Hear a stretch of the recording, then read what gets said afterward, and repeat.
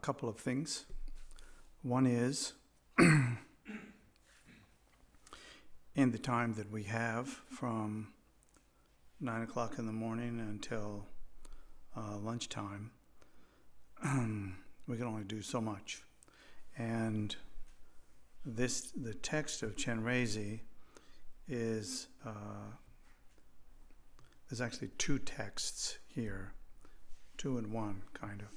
There is what is called the root text, which is the short form of the thing. It's kind of a condensed piece of the larger text. So Chenrezig actually can be quite long, like multiple days even. You can go on and on and on. And so my inclination has been today to pick on the root text, because we can finish the root text and you can have kind of a big picture of what it is that's happening. And then there'll be some opportunities coming up in the not too distant future to elaborate that and fill it in. So what we have done so far up through the homage is also the root text. And following that, if you jump to page 30,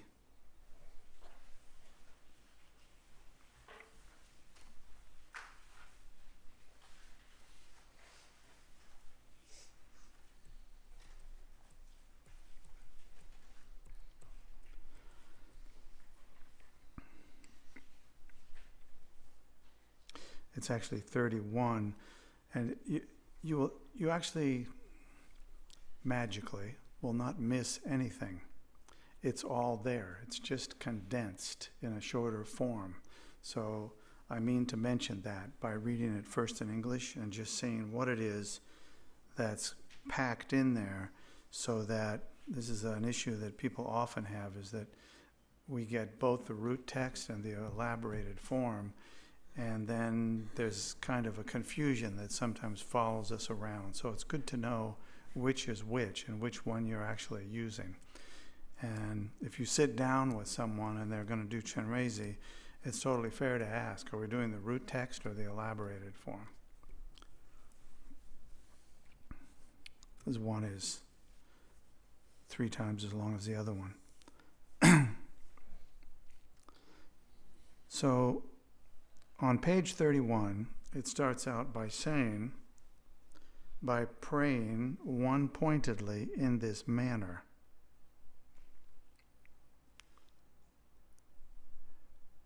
Do you know what it's referring to? Homage.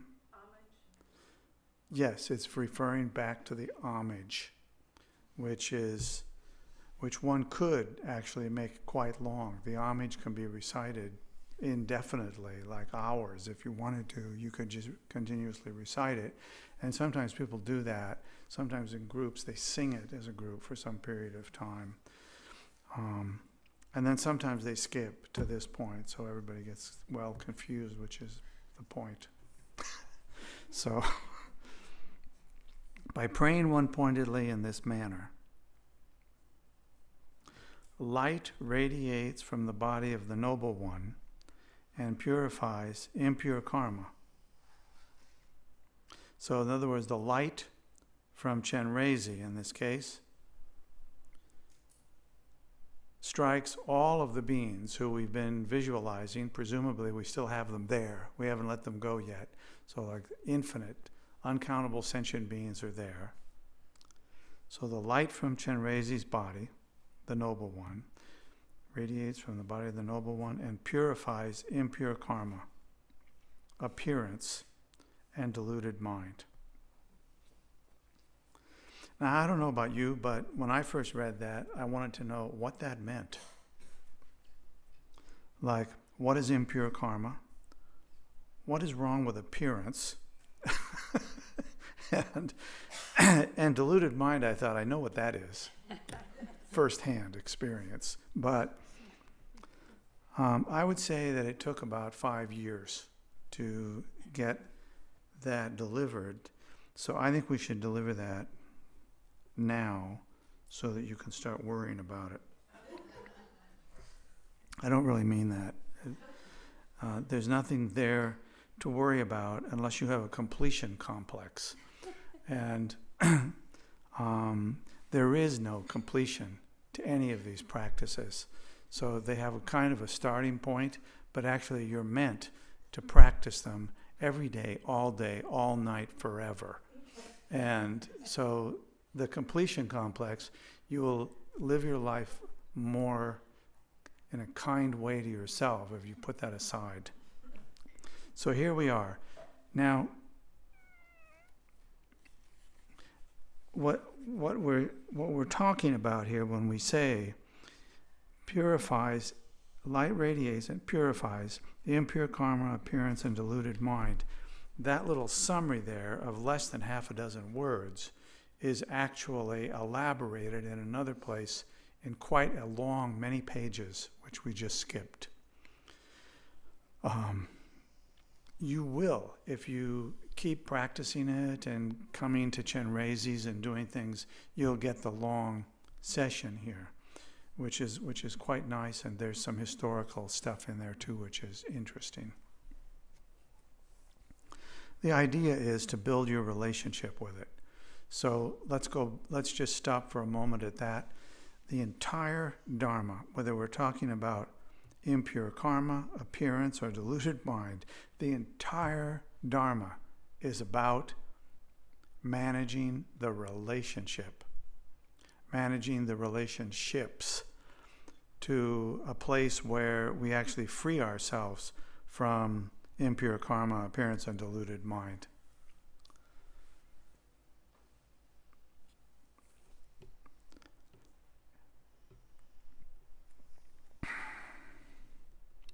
So, by praying one pointedly in this manner, light radiates from the body of the Noble One and purifies impure karma. Let's have a thumbnail of what that means. Purifies impure karma. In order to really understand what that is, you have to know what karma is. And in order to really know what karma is, you have to be the Buddha. But we can't let that one go so cheaply. Here, karma, and I will say this as this is my own sense of how to summarize what karma is in a way that kind of makes sense and hopefully is useful. And that is that if you put the word karma aside for a moment and think about interdependence, not impermanence so much, but interdependence. The idea here is that there is nothing that happens that is not dependent and interdependent with all other things.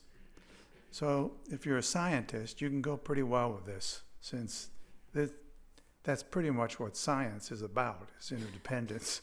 So here we're talking about you have come to where you are by virtue of interdependence. Not just in a simple, reduced way, but you sat here for these hours, and maybe this afternoon too, and you followed instructions the best you could. You experienced some frustration, perhaps. And so you overcame that. You did something for that. You silently cursed to yourself, or you managed to get through it, or you used it in some way. You did something with it. And everybody does that in their own specific way. There is no everybody does it the same. But whatever you did during this session, you created karma, which is to say, you entered the stream of interdependence and you did something which causes more things to happen. Don't make it into a big spiritual thing. If I throw something at you, you duck. And inside you think, why did he throw something at me? And now our relationship is changed. It's also changed if I just think something about you, individually or collectively. It all changes in subtle or gross ways. So what we want to do is we want to recognize that And the intention is create causes and conditions of interdependence that are helpful, that are healthy, that are positive in some way, that are saintly, if you will, like as good as you could possibly imagine. Create them and experience what happens by virtue of making that effort. If you experience what happens by virtue of making that effort, you know that you can do it intentionally and have the experience. So do it over and over and over again, as often as you can. So let's go through it line by line. By praying one-pointedly in this manner, you know what one-pointedly means? It means undistracted.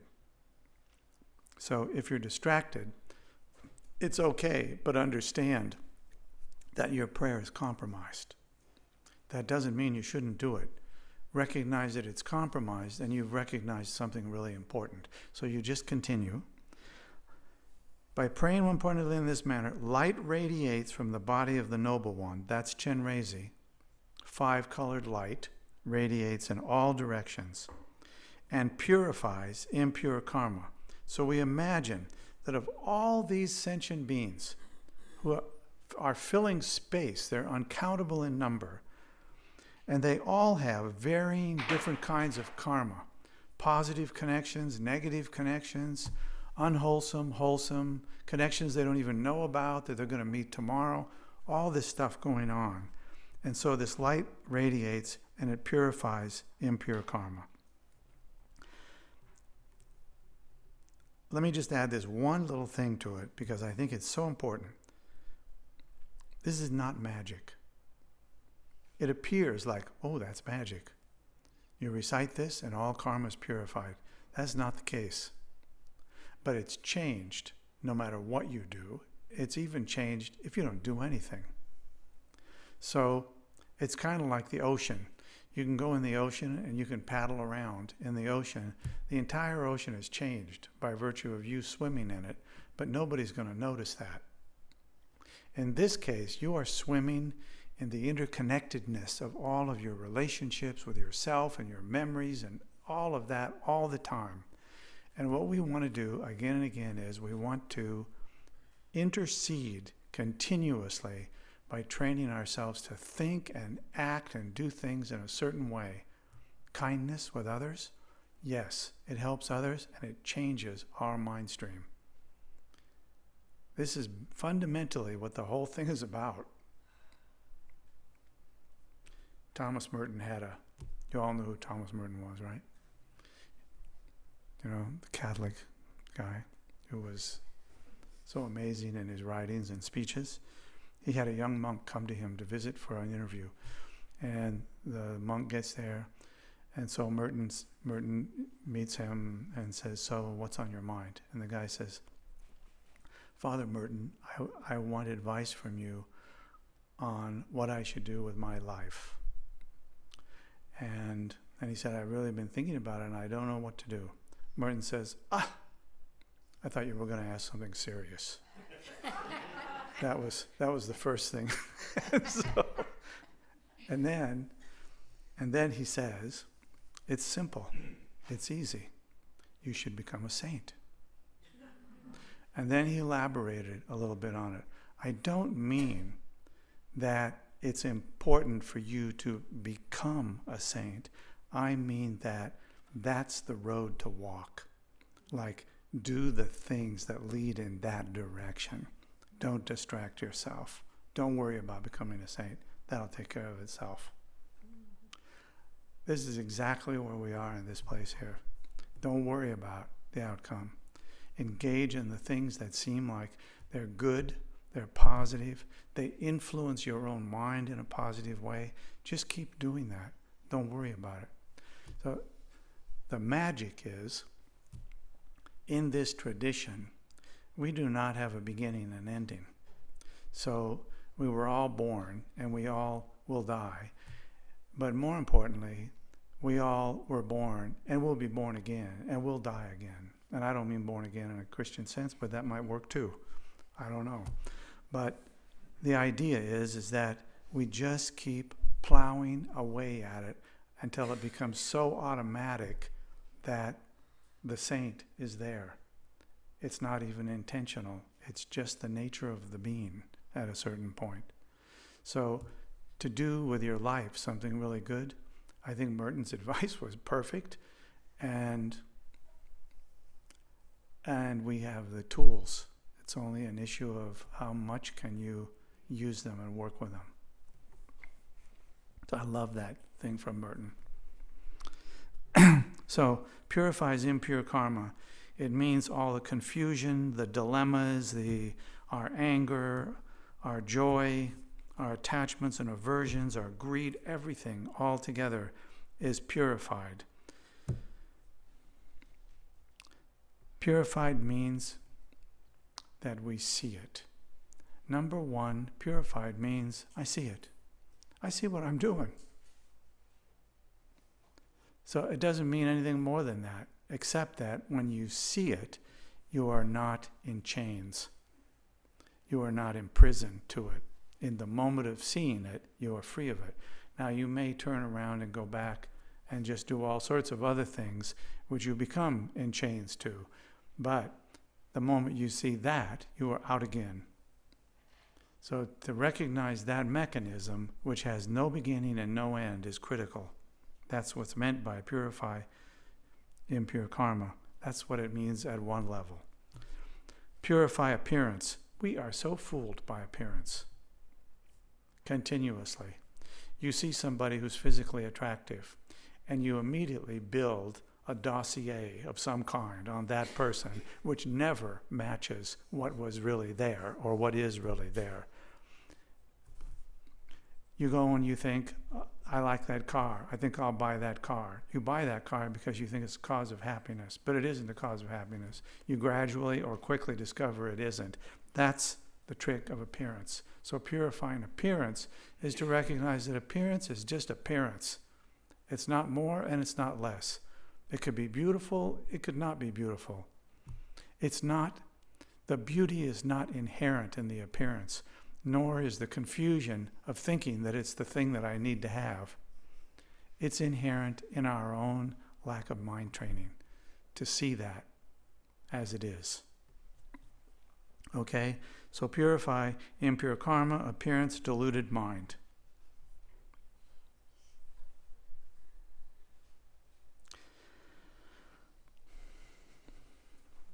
Purify deluded mind, what's that?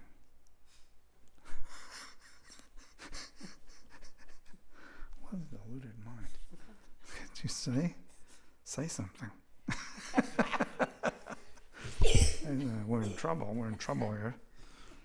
The ship is sinking. Too deluded to talk about it. Yeah, right. Deluded mind. We just experience it. Yeah.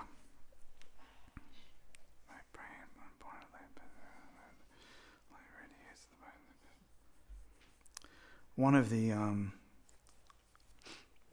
there are many dimensions to all of these things that we're talking about, which in a certain way, to summarize it, is a delusion.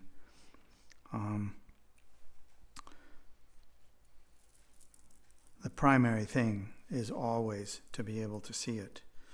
It's like our own confusion when we see it very clearly. If we're meditating and we see our delusion very clearly, in the moment of seeing it clearly, we are not deluded. In the next moment, when we feel disappointed that we're deluded again. So we tend to go back and forth on it, but we all have moments where we are not deluded, where things are clear. And it's important and really helpful to have confidence in the Dharma, that when we see clearly that we are deluded, that we understand that what we just saw is not delusion, it's clarity at that point. So therefore we can catch those times and not beat ourselves up and not feel guilty because we had this kind of thought or that kind of thought, but that it's just a process that we're in. Okay. Now we come down to deluded mind. The light radiates out, and what we say is the outer environment becomes the realm of Dewa Chen. Now, Dewa Chen is troublesome for many of us because we don't feel like we have any experience of Dewa Chen, so we don't know what it is. So we want to know, what is this Dewa Chen, this pure realm that we talk about, where if you're reborn there, there's so many benefits. You easily accomplish the Dharma, and you meet Amitabha, and there's all of these things that happen, and it's blissful, and so many things. The outer environment becomes the realm of Dewa Chen.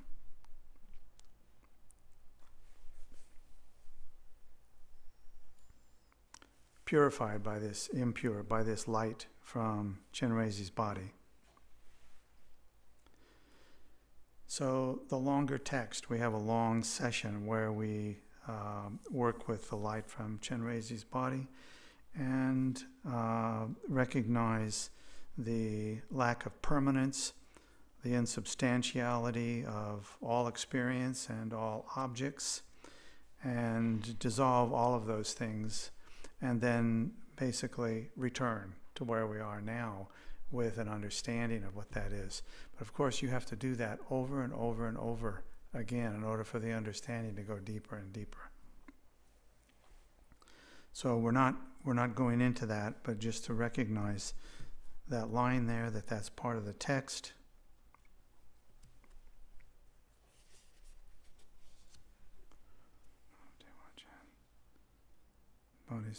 Body, speech, and mind. So by praying one-pointedly, light radiates from the body of the Noble One, purifies impure karma, appearance, deluded mind. The outer environment becomes the realm of Dewa Chen. The body, speech, and mind of the inhabitants become the exalted body, speech, and mind of the powerful Chenrezig. So by virtue of the practice, the mantra in particular, and the liturgy, then we attain this accomplishment and understand the nature of phenomena, and by extension, the nature of Dewa Chen. Appearance, sound, and awareness are inseparable with emptiness. Now, emptiness is another little thing that we could spend the rest of our lives talking about and get nowhere, because emptiness is a hopeless concept.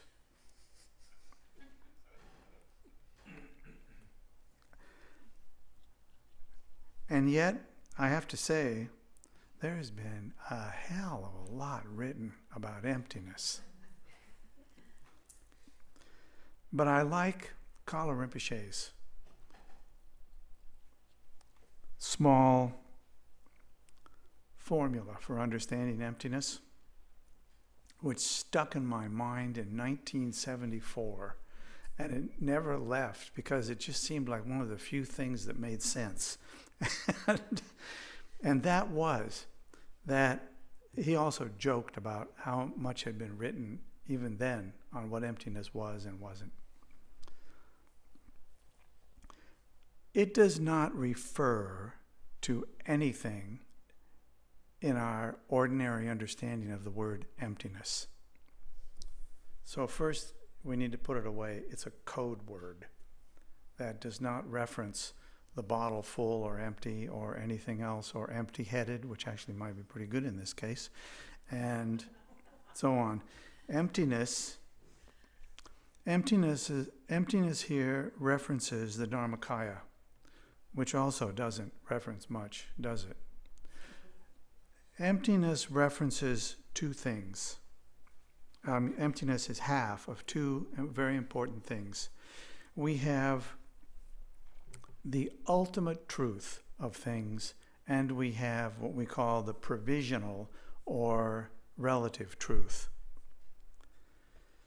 In the relative truth, which is far more important than the ultimate truth, because the relative truth is the gateway to understanding the ultimate. You can't get the ultimate without understanding the relative.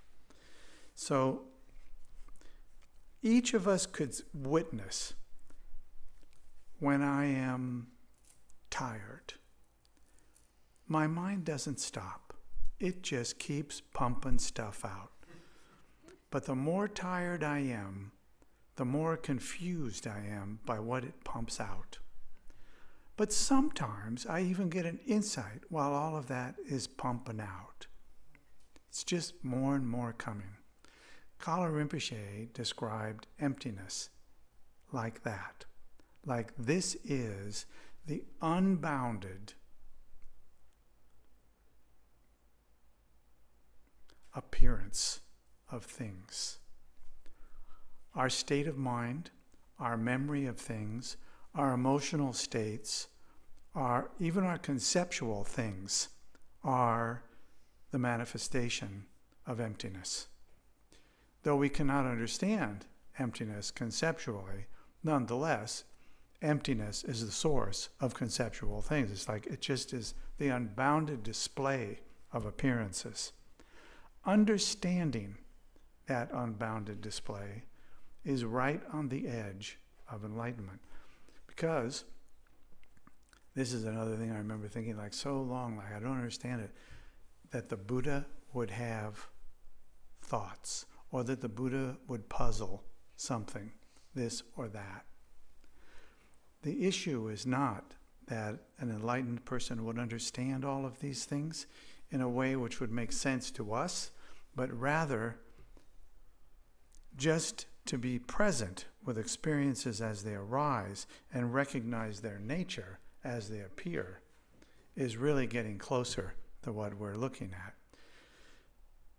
The relative truth is all of these appearances arising and our relationship to them. If we recognize our relationship to them, we have a deeper understanding of the relative truth. If we don't recognize the relationship, then we have a deeper level of confusion in relationship to all of them. The emptiness aspect, I like the word Dharmakaya because I have no idea what it means.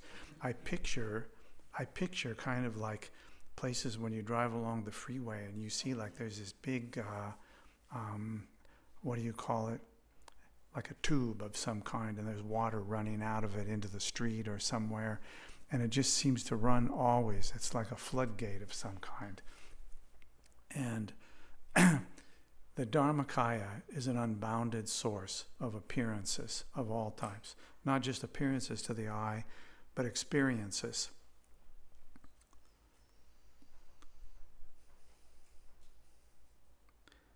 And one of the aspects of that, which I also found fascinating, was no appearances ever occur twice. Never, ever. They never occur twice. So when you say, for example, I still have that song in my mind that plays over every day, it's a different song every day, every time it plays. If I say help, help, those are two different helps. They're not the same.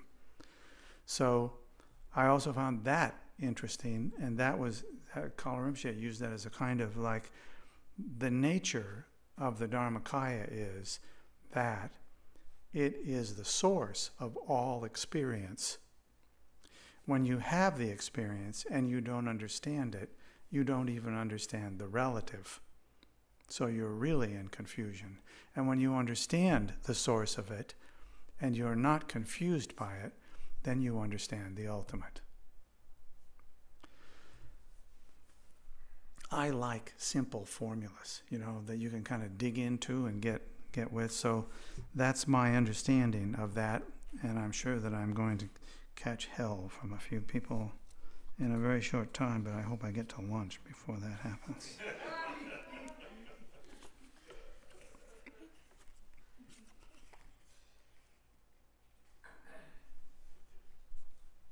Okay, so following down, I'm on page 33.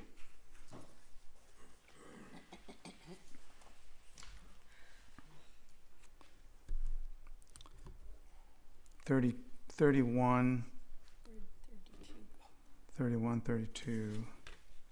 Yeah, 31. Oh, 32 is that. We want 33. Am I 31? Or 33. I'm on 33. Thought and memory are waves of great intrinsic awareness. This is the end of the practice. So you're basically reciting what supposedly you experienced, that you saw. You saw the insight, and now you are reciting the liturgy that basically, in a kind of relative way, you see what you saw. You have a sense of it in a new way. So the apparitional bodies of myself and others are the body of the Noble One. So what this means is, now having witnessed the light from Chenrezig's body purify all appearances and the rest,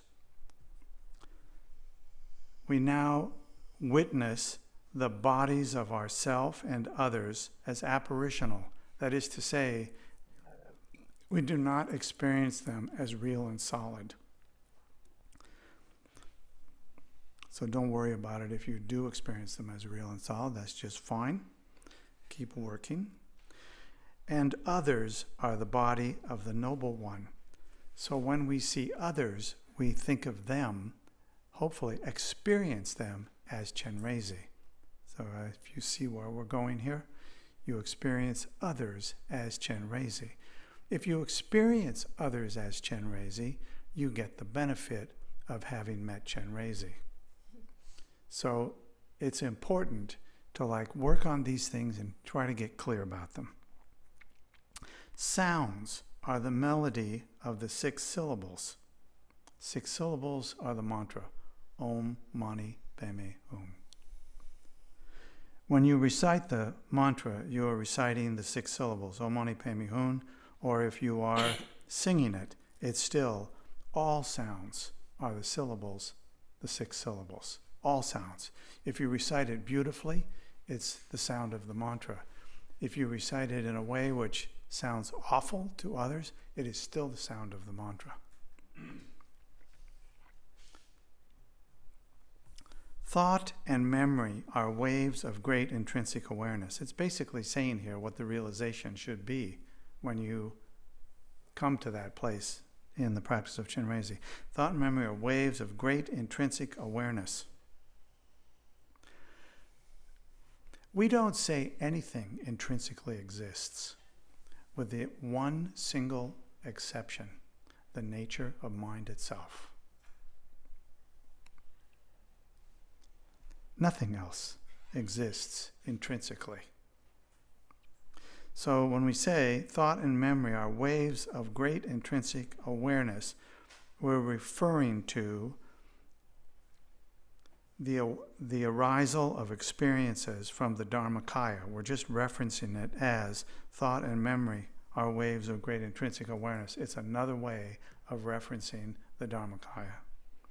By this virtue, may I quickly accomplish the state of powerful Chenrezig and establish all beings without exception on that level. Did we get all the pieces, or did I miss something? I think that's it. I think we did it. Congratulations.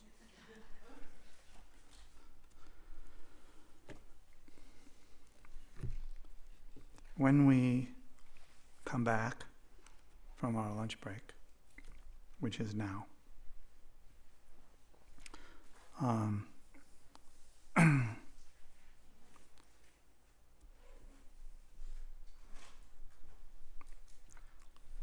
we will begin with long life prayers for lineage holders, teachers, the Dalai Lama, and others. And then we'll have our open discussion.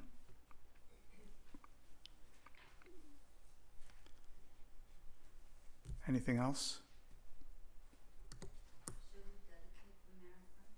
We should dedicate the merit. Why do we dedicate the merit? So that we don't hold on to this as something that we... Good shot. Good shot.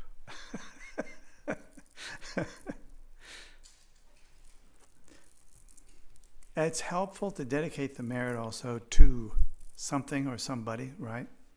You can dedicate the merit kind of like offering the dedication to great beings and so on. And also, if there is someone who is sick, who we know, we can also dedicate the merit to them. Like whatever merit I have accomplished or gained, I offer that to this person or that person, that they may. It's very helpful to make that dedication for the most confused, horrible beings. It's helpful for us and definitely helpful for them. But it's also helpful for great beings to offer it. Sort of like, I don't know what to do with this, but I know that something good could be done with it, so I offer it to you. Like that. Okay? I hope that wasn't too much or too little.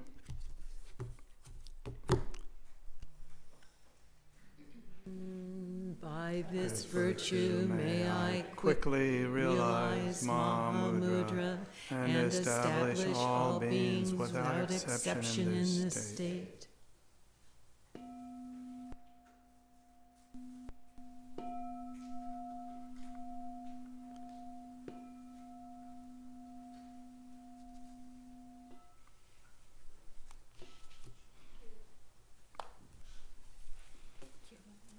Thank you so much.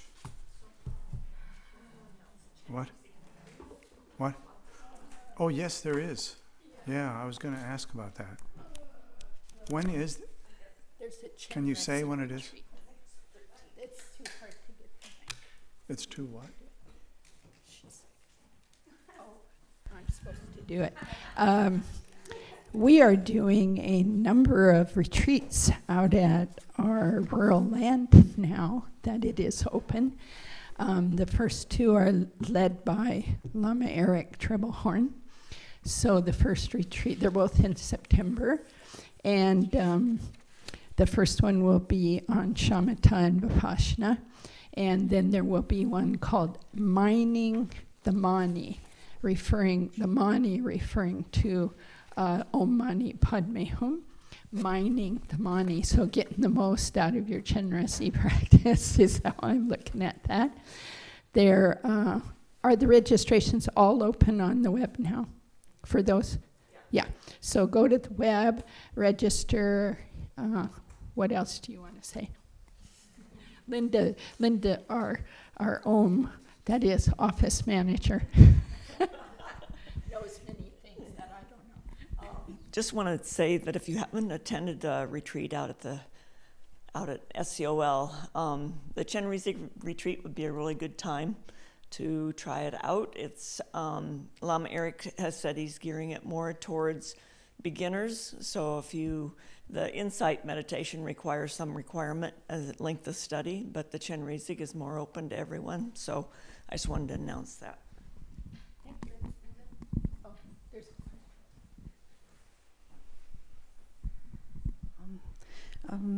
Recently, Bill has been reminding us that we all might want to go on retreat, but one of the things, whether it's personal retreat or another, what we need to do first is put it on the calendar, schedule it. And in a similar vein, I realized we all might have the intention to listen again to Khenpo Rinpoche's teaching on the bardos when he was here. And you might want to calendar that, because on the third Tuesday of this month is the study group where we're using the Bardo teaching recordings on the KCC website as the study material for that discussion. And that would be the third Tuesday here from 3 to 4:30.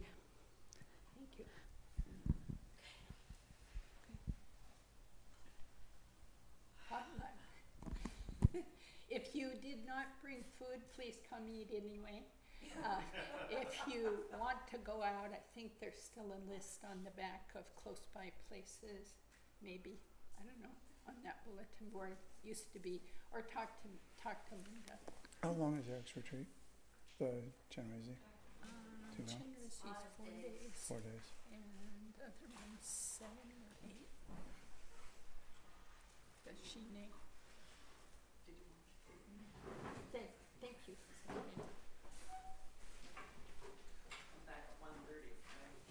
Yes, yeah,